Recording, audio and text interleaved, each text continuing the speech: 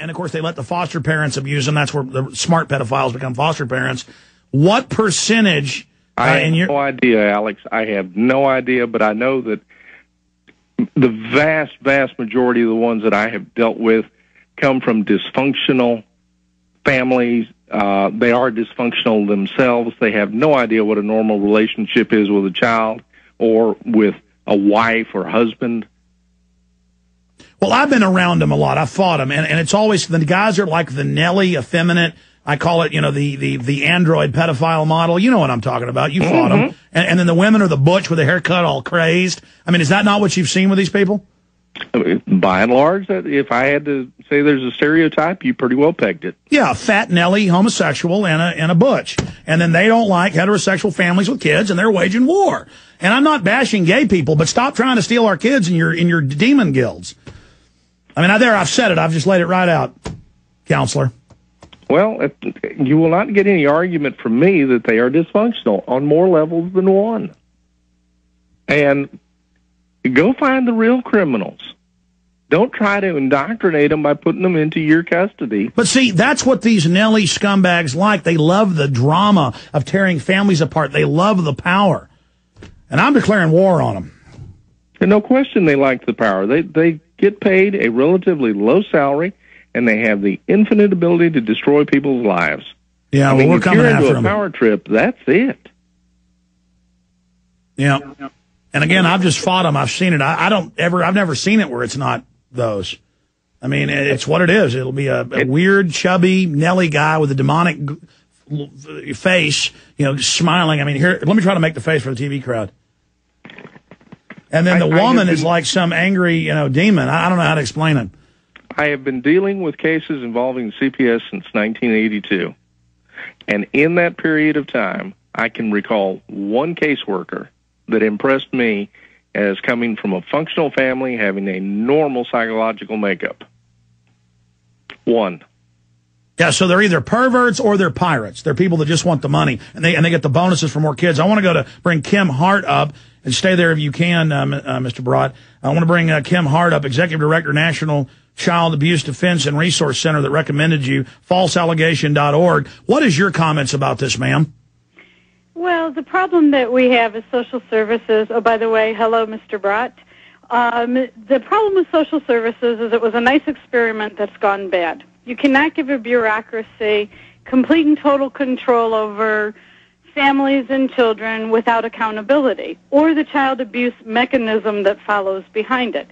This is not going to change until we remove the immunity that's been given to all of the people involved in the investigation and prosecution and accusations of child abuse by the state and federal legislatures. It's not going to change. The politicians know what's going on, but the lobby's just much stronger than we.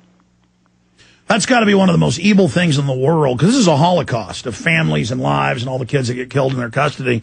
And I guess they don't care. The politicians, just the lobbyists come in and they give them the money, and it's radically expanding, isn't it? That's one reason we see people fighting back now, is it's just, they're everywhere. I mean, pretty soon. Well, the numbers are astronomical. Social services numbers, even as ill-defined as they are, demonstrated for the last many years that there's approximately 3 million, we're not sure if it's children or accusations because, like I said, it's ill-defined, but of those, the Social Services, Department of Health and Human Services, acknowledges that they cannot meet a 51% burden on two-thirds of those, which is 2 million, either children, accusations, we don't know what the number means. But nobody really seems to care about the hell that those families are going through and the fear that it puts in the families. But that's what this is about, ma'am. And the power it gives the children once they understand what the power of an accusation is, because they're kids. But that's why you tell your kids, you want to go live in a prison with big fat pedophiles, you go ahead and talk bad about us.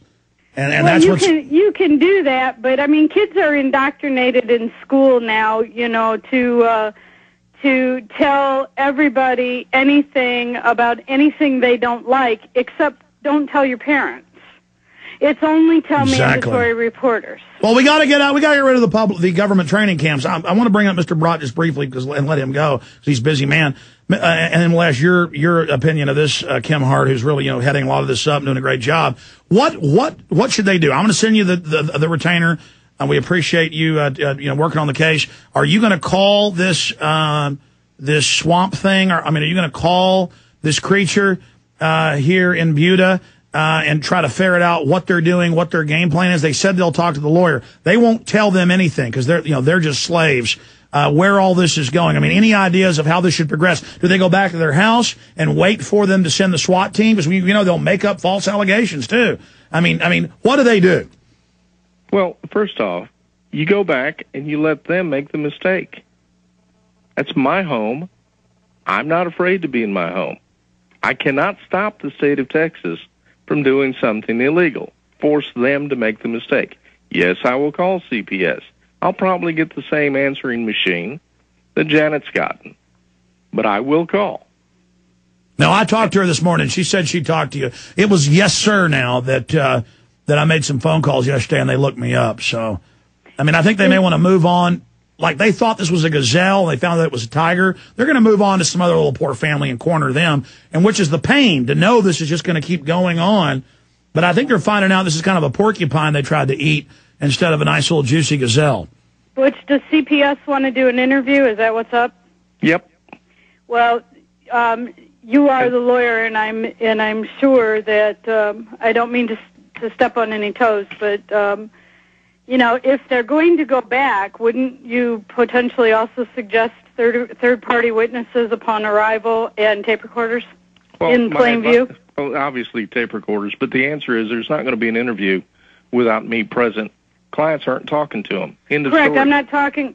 Never mind. That's not what I was talking about. But if, in fact, when they first just show up at the door, tape recorder in hand, so that they are a little bit more accountable. Oh, by the way, I even have a little digital camera that shoots video. I'll give you the big camera. I'm going to give you loan you one of the small cameras that'll shoot for like 30 minutes, so you can just flip it on and it'll be on camera and record that way. You got to have that ready and let them know. I found in my experience, be calm but focused. Go, look, you guys are already in enough trouble violating our rights. We've got a lawyer. We've gone to the doctor report. This is all made up. You told her to lie. You're going to probably be getting our tort letters soon. You need to back off or don't even come to the door. What would you do, sir? What would you do, Kim? Well, first off, you go to the door, and the answer is, where's your search warrant? I'm not talking to you. Where's your search warrant? And you say let them make the mistake. I've seen a lot of cases where they'll go ahead and, especially the Nellies, will go ahead and force their way in, kind of following their stomach. They'll kind of just worm in. How do you deal with that when they do that? The neutral place where you can argue this is a courtroom if it comes to that. You're not going to win with one of these people at the door. If they want to make the mistake on camera, on tape, let them make the mistake. But the answer is, where's your search warrant? You don't have the right just because you're CPS. And they'll keep banging on the screen saying, there may be abuse. Let's not, let me in. It'll be fine. Just let me in and then it'll be all right. You're going to go to jail if you don't. You're going to go to jail. And you just say, that's a terroristic threat. That's a lie. What do you say then? The answer is, you're not coming in without a search warrant. I don't care how long you pound. Make them go and commit to something. Let them go to the police and say there's abuse going on in there. What's the probable cause to believe that there's abuse happening in my home? Yeah. Make them make the mistake. It's like when you get pulled over on the side of the road by a cop. You're not going to win there. Let them write the ticket and go to the courtroom and argue it there, where hopefully cooler heads will prevail. But no good has ever come, in my experience, from talking to these idiots. Okay, so what you're saying is you're going to put them on notice they've got counsel. I'm going to put their phone number out. I think that's important.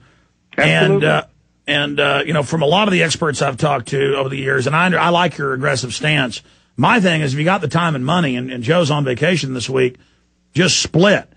That way, go to the beach or something, or go to San Antonio, go to the zoo, and then they'll usually move on to some other child they want to kidnap, so they can do their horrible stuff. The fact that school is not over, I assume school is not over up in Hays County. It's not over down here. So you think in the next week they'd try to trump up something? Because she's only missed 3 days of school. Well, what happens when they put her back in school and cops come in and surround her and they show her the letter and they just snatch it out of her hand and say, you're going to jail unless you say your mommy hurt you, which is what they did.